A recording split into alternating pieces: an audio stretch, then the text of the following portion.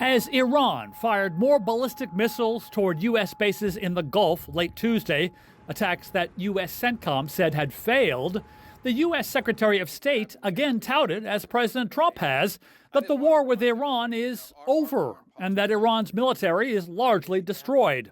Marco Rubio's critics in Congress were not buying his testimony on Tuesday, and they were incensed at the effective closure of the Strait of Hormuz.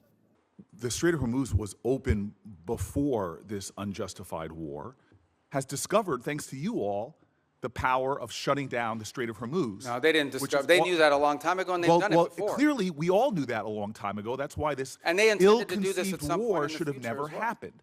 Yeah, but you have made our adversary in a stronger negotiating position. We are the strongest nation on the planet Earth, and we're in a stalemate with Iran. And now we're begging to get back into a deal that you all trashed in the first place. There's no one begging.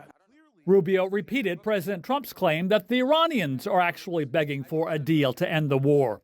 He told senators that negotiations to end the war must begin with Iran reopening the Strait of Hormuz and a simultaneous lifting of the U.S. naval blockade on Iranian seaports.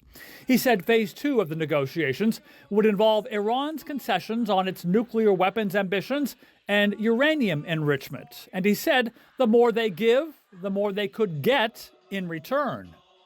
If they agree to give up those things, there will be sanctions relief associated with their commitment and compliance with those agreements. You will not give sanctions relief just in exchange for reopening the strait. No, that's not been discussed. That's not been offered.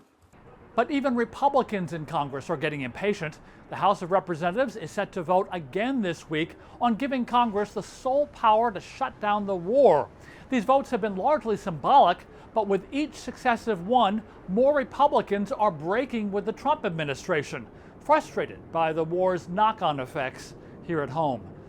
Andy Roesgen, TRT World, Washington.